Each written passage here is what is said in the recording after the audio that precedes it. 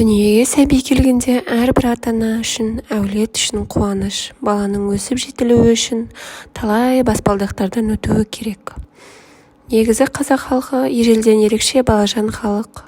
Балалы үй базар, баласыз үй қу мазар деп дүниесі түгел, қызығы мол базар секілді. Балалы үйдің шаттық қуанышы да, байлығы да бала екенін меңзейді. Артында тұяғым қалсын, шырағым сөнбесін, түтінім түтеп, әулетім жалғасын деп армандайды. Ұрпағының көбеюіне, өсіп-өніп жетілуіне зор мән бергендіктен болар, балаға қатысты ырым-тыйым дәстүрлер де жетерлік.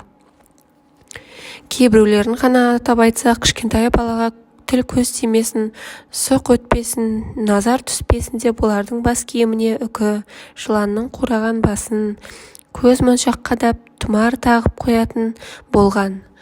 Көпшілік бар жерге апарғанда маңдайына күйе жағады. Қазіргі кезде мұндай сенімдер сиреп кетті. Керісінше кішкентай, сүйкімді сәбиін ел-жұрттың бәрі көрсін дегенде әлеуметтік желіге салып, көпшілік көзіне көрсетуге әуес. Ырым-тыйымдарға, дәстүрге аса мән бере қоймайтын, елемейтін қазіргі ұрпақтардың кейде ата-әжелеріміздің айтатын ырым-тыйымдарына, болжамдарына мән беретінін байқасаңыз, аздап таңырқай қарайтын жағдайға жеттік. Бұлай дейтінім, жақында болған қызық жағдай менің де көзқарасымды біраз өзгерткендей.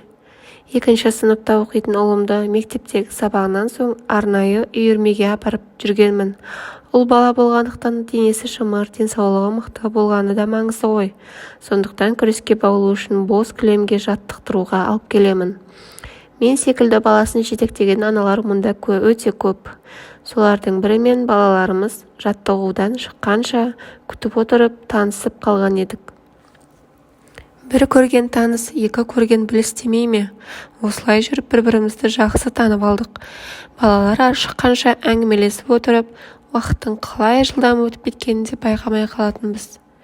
Баласын киіндіріп жатқан аналардың бірі, бүгін тағы да тестің бе шұлығыңды? Жап-жаңа кеше ғана сатып алып берген шұлық еді. Бір аптада жеткізбейсің ғой, деп киіп жатқанын естіген жанындағы келіншек оған қарап жымиды. Сосын, балаңның шұлықты тесіп тастағанынан алма, қайта қуан. Мұндай балалар өскенде сені асырайды, себебі мұндай бала тегін емес. Егер баланың үлкен башпайы шұлығын тесіп шыға беретін болса, өскенде өткір мінезді, іске алғыр, жұрт сүйсінген адам болады. Сондықтан өткір мінезді елді аузына қаратқан, елді басқаратын адам болғалы тұр, деді. Бұл сөзді естіген баланың анасы да, әумин айтқаныңыз келсін, лайын солай болғай деп жүзіне күлкі үйірілді. Әрине, баласының елдің аузында жүрген мақтаулы азамат болғанын қай ана қаламасын. Ана үшін бұл үлкен мәртебе, мақтаныш емес пе? Сол кезде мен де жастар да осындай ырымдарға мән береді екен ғой деп таң қалдым. Бір жағынан алғаш рет бұл туралы біліп отырмын. Шынында да бұл ырымның наным-сенімнің астарында шындық жатқан шығар, кім білсін.